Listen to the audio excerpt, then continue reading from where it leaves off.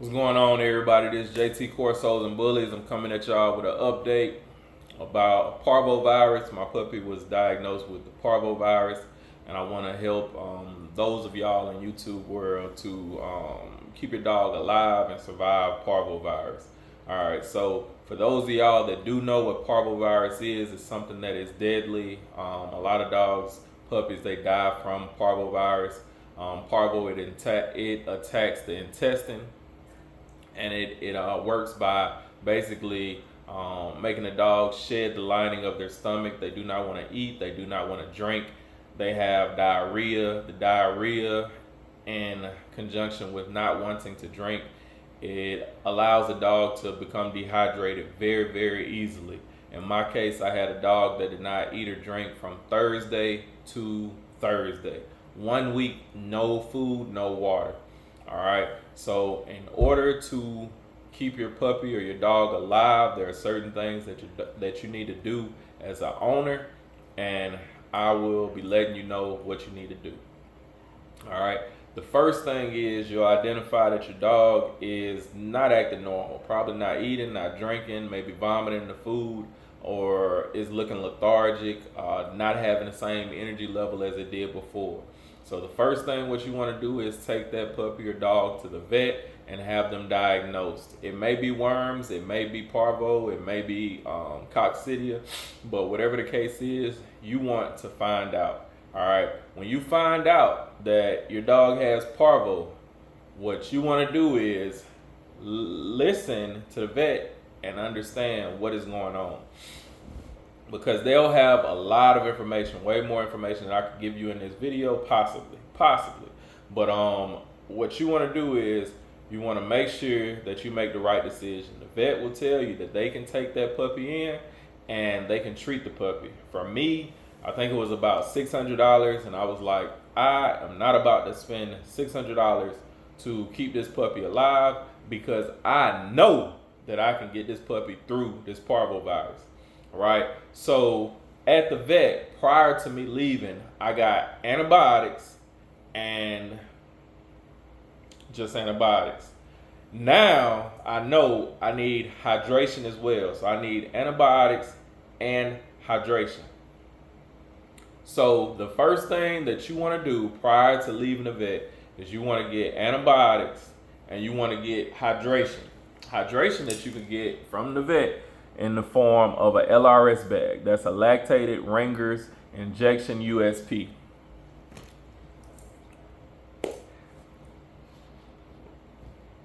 All right, so the antibiotics will help kind of clear the parvovirus from the dog's intestines, right? As it's clearing, the dog still will not want to eat or drink, and it will become highly dehydrated. So as you are trying to hydrate your puppy, you want to get a pediatric solution, which you can get at Walmart, Target, wherever it is that you shop. You get a pediatric electrolyte solution, and you can also get Pedialyte. When you get this pediatric or Pedialyte solution, what you want to do is get a syringe. Take some of this out via the syringe, and you want to give this to the puppy by mouth. When you're giving this to the puppy by mouth, some of it may fall out the side, but you want to take your time with administering this. So what you want to do is give it by mouth and kind of drip it in the mouth. Hold the mouth up and drip it in the mouth. As you're doing this, some of that will get swallowed, some of it will fall on the side, whatever the case is, but you want to get some of that in, all right? Most importantly, when you get this LRS bag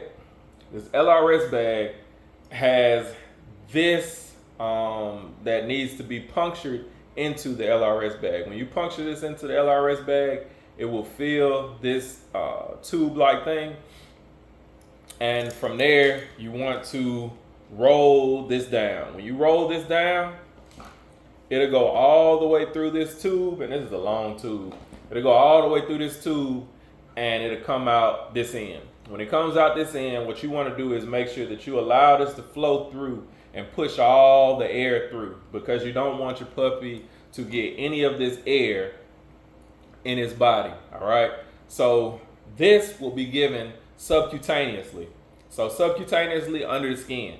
All right. So once you made sure that you have all the air that went through this long tube, then you want to roll this back up. When you roll this back up, now you're ready to give this to the puppy. This works by gravity. So you want to hang this up high as you can, within reason. All right. I don't know how long this is, but it's longer than my arm, so it's longer than 7 feet. As it being longer than 7 feet, you want this much higher above your head, like maybe 6 feet high as you can reach. And if you have a nail or something like that, put it there. When you put that there, then what you want to do is you want to take the puppy and pinch the back of his neck, and underneath this pinched neck, tent is what they call it, you want to insert this under their skin subcutaneously.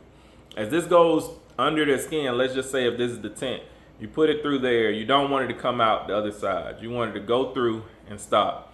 So once you have it there, you want to find this roller again. Want to find this roller part, roll this down, and the liquid will start to flow.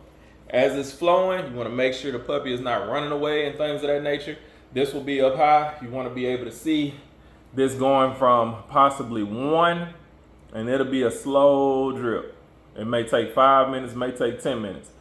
You want to make sure that this drips down from 1 to 2. Then, in my case, I had a 20-pound puppy. So my 20-pound puppy needed 100 cc's or 100 milliliters of this per day. So as this dripped from 1 to 2, she had the 100 milliliters that she required per day.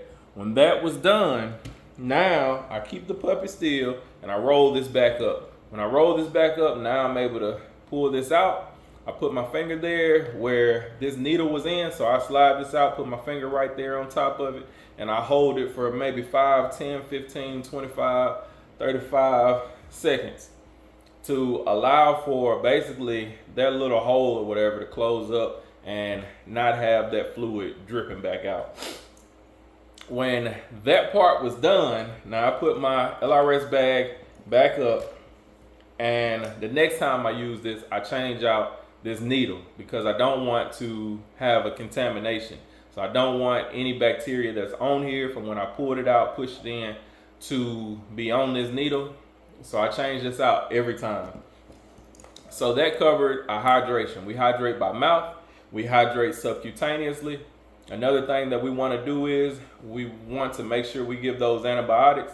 So if it is amoxicillin, if it is Clavamox, if it is Flagyl, whatever it is that they give you, make sure you give that as the way they prescribe it. If they say twice a day, if they say 3 times a day, make sure you give those antibiotics the way that they prescribed it, so that way we can get rid of the parvo as quickly as we can with those antibiotics. All right.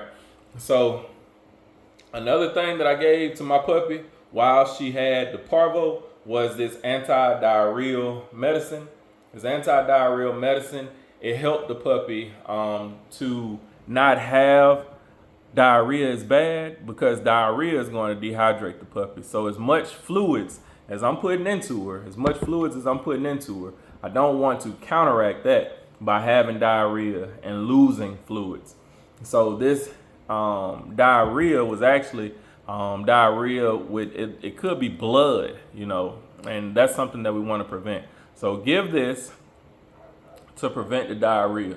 All right. So as time progressed, it became time to start giving the puppy some nutrients. Now the vet told me to give baby food, first step chicken, like none of the extra stuff in there, like onions or garlic or anything like that. So I looked for that and I tried to give that by mouth, and she did not want that. I think the most that I could do is syringe out the fluids from that and put that in her mouth, and I think she took that. But as far as the food, it was something that was strange, so she didn't want it. All right, so the first nutrient that I actually was able to give was this Rebound. This Rebound has some nutrients, some protein, some amino acids that will help the puppy recover from the parvo, and it also stimulates the appetite. So I gave this here. When I gave this, she still was the same way as with all the other stuff. She did not want to take it. but she was she looked as if she was understanding that this is going to help her. So I was giving this by mouth. Some of this was being swallowed down, some of this was falling out the side of her mouth, but nevertheless, this is what I gave her. When it came time that she started drinking water on her own, which was Thursday, a week later, I was glad about that, and I did put down some food for her. This was the food that I gave her first to eat, and she ate some of this, and she left some of it. But nevertheless, she ate some, and this was to encourage her to eat. This was not like a real food, because I see it does say topper, but I gave her this. And along with that, the vet prescribed some 40 Flora, but it was a Procon. It came in the sachets. It was a powder form and not the pill or tablet form. I sprinkled that over her food. I put it over her food and she ate that. Now, the benefit of this is it helps with the gut bacteria. So I put this down to help with her gut bacteria, and little by little, day by day, her gut bacteria built up and she's able to digest her food. So those are the things that I gave to keep my puppy alive during this parvovirus scare. So I'm gonna run through it with you real quick again. The first thing you want to do is go to the vet. Once you go to the vet and they tell you that your dog has parvo, you want to make sure that you get the necessary things. One is amoxicillin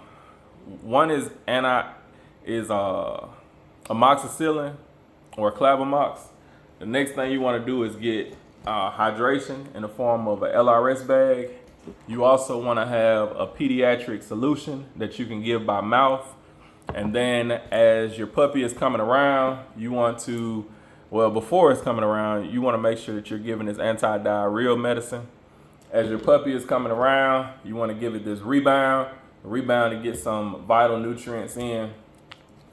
Give her something good to eat, such as this, and then make sure that you're building the gut bacteria. So that way, as she is eating this food, that she is able to digest it, because the parvo will completely throw off balance the gut bacteria.